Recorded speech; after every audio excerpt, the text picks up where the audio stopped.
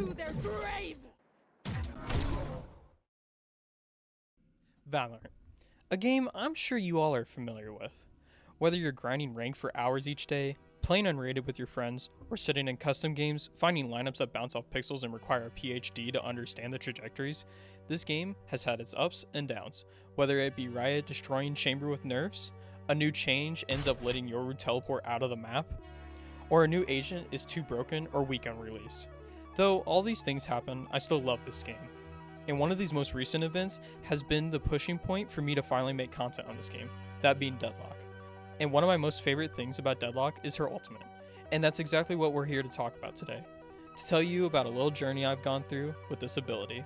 But enough with the intro, I hope you guys enjoy. Make sure to comment down below and leave a like, and without further ado, let's get into it.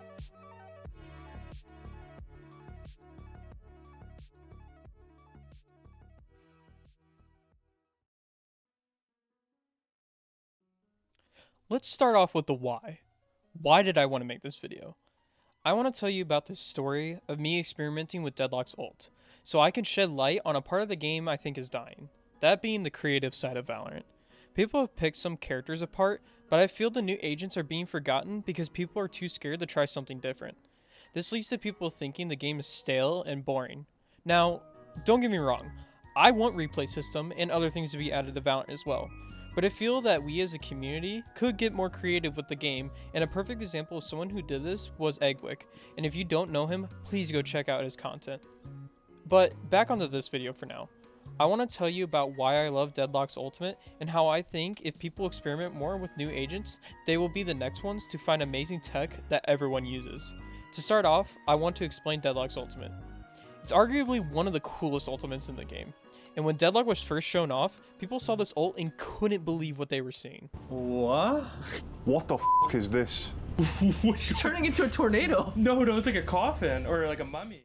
This ultimate was different for gaming in general. When using this ultimate, it brings a unique minigame into play where once you grab someone, you play a weirdly one-sided game of tug of war where you and your team fight to bring the cocoon over and the enemies desperately fight so that they don't lose their teammate. And before I continue further, I want to say I understand that not everyone is going to want to play the new agents. Certain characters just don't fit people's playstyle. I personally never usually end up maining the new agents when they come out, but after spending a lot of time on this character, I realized that I think the community should try to think outside of the box with new characters, and find why the devs gave us a character and how to make them strong in their own right, instead of saying this isn't Jet and throwing the character into the dumpster. I play this agent non-stop and have sunk 50 plus games at this point, and plan on adding another 50. I just wanted to say that real quick before the Duelist main started yelling at me in the comments. Back to Deadlock's ultimate. Explaining Deadlock's ultimate a little further, Deadlock's ultimate, Annihilation, is a 7-point ultimate where you equip a nanowire accelerator and are then able to fire a beam of those nanowires that can bounce once off the wall and make a giant orb on the end. And the first person caught will be wrapped up into a cocoon and begin to be pulled toward where Deadlock ulted from. And once the cocoon reaches the end, they will die instantly. The reason I find this ult so much more interesting than any of the other ults is because nothing like this has really been done in any other games. And the voice actor Nora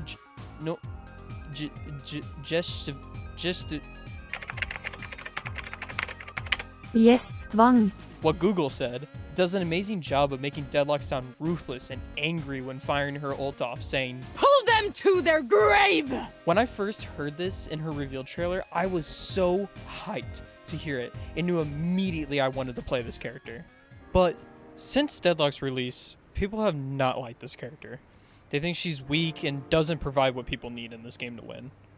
However, all the Deadlock mains have been picking her apart piece by piece, finding as much tech as they can, and the thing that I personally have been messing with a lot, if you couldn't tell already, is her ult lineups. Deadlock has some of the most insane lineups of any agent, and my favorite map for lineups is Ascent. You will find a lineup for every part of this map. Top mid, B site, A site, generator, dice, from A heaven, from CT on B, from attacker spawn to defender spawn. That last one, I wish wasn't a joke. Anyway, I went and found a bunch of these lineups, some of the others found by other great content creators. But there is one lineup I haven't revealed yet. I've been wanting to save it for specifically this video. The one I want to talk about today is A site default plant. Your first thought may be, why is this an interesting or important lineup? It's a pretty basic one most characters have.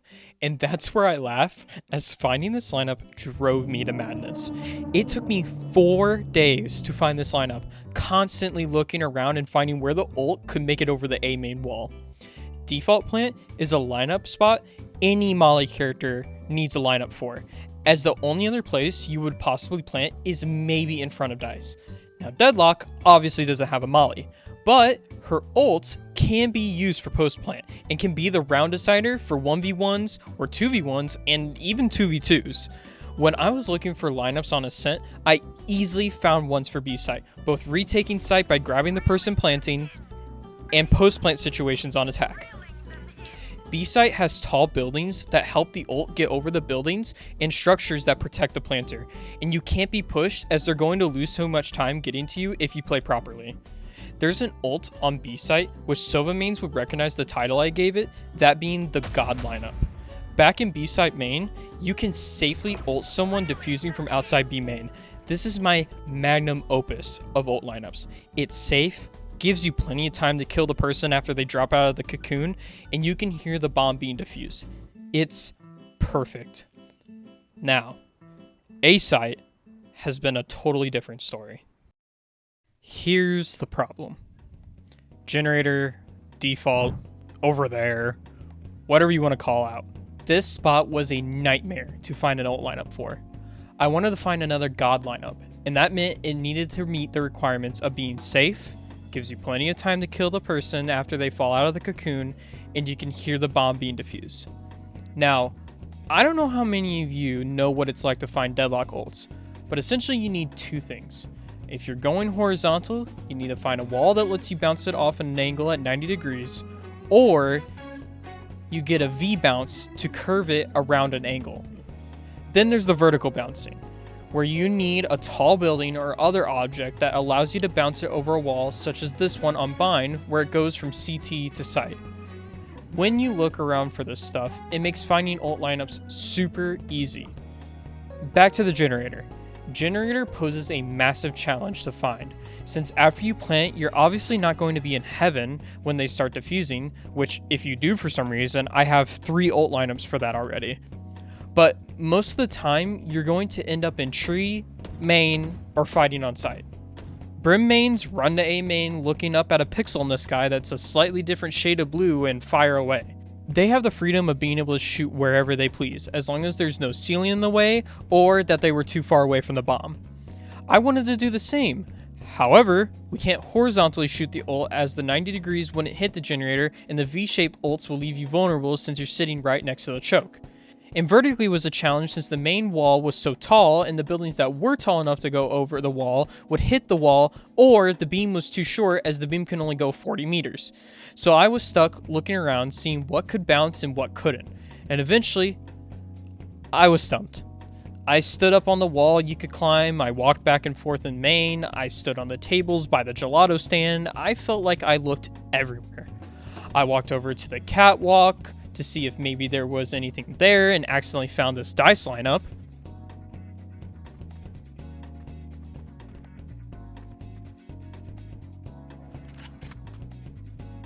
Pull them to their grave. I had been looking for hours and decided to redo my approach. I walked over the tree area and looked up to see if there were any boxes or anything up high to get over the wall, and that led to nothing. I walked back into main and looked at wine and decided to try here. And after just looking around for a tiny bit, I found an amazing lineup. This lineup is almost perfect and is super easy to hit. There was just one problem: the safety requirement. Once you're in wine, you're stuck and you can easily be swung. If you still have your wall or stun, you could sit back here safely, but more than likely you've used this utility already. Now, don't get me wrong, this ult is one of my best and one of my favorites, but I wasn't satisfied. I wanted something better, something that checked all those boxes.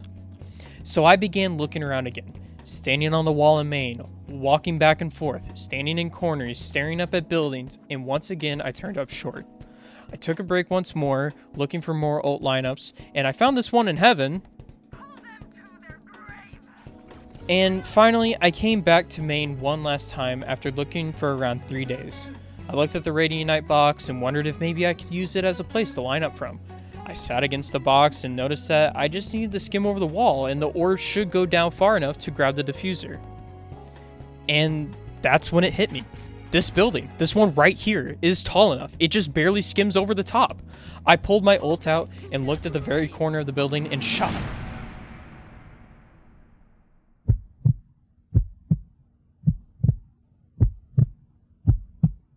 Pull them to their grave!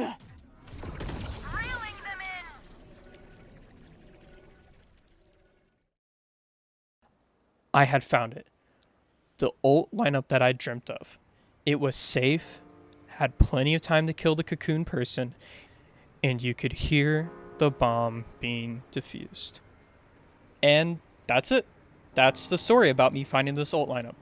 I know this video was more of a yap session than a story, where I talked a lot about other things and broke down abilities, and it was less about the story being told. But it was still a lot of fun to write the script and plan out the video, and I hope you all enjoyed it. I also made this video though to talk about the new characters and how I believe they're being left out and how the community is dry with content. And I know that's something that comes with this game being more of a streaming game, but I feel we can still make fun and creative content so long as we think outside of the box. When we see these new abilities, we tend to compare them to other abilities and use them in the same way, which is why abilities get seen as bad, since if they don't improve the way another ability works, then everyone sees it as a worse version. Grumpy, a player I'm sure many of you are familiar with, is a perfect example of what I think Valorant content should start pushing towards. He made a video about this impossible jump on Ascent and how he made it possible, pushing Neon to her limits. And the new content we plan on making doesn't have to be character related. It can be playing custom games where we make up our own game modes or hosting tourneys or anything like that. The biggest thing I want anyone to take from this video is that I encourage you to try and be that person to find new tech or try out a different character or come up with some fun game to play in customs. Finding new ways to play has been the reason I've kept coming back to this game and making content for you all. But I understand not everyone wants to play other characters, and hey, that's fine, but I better not find you in Reddit comments saying that the game is boring and stale. But with all that, when you log on next time, instead of choosing Jet for the 100th time, why not try Gecko, ISO, or Neon, and try to enjoy the game instead of playing 20 games of ranked each day only playing Jet. And yes, this video is mainly towards the Instalks. You guys are the reason I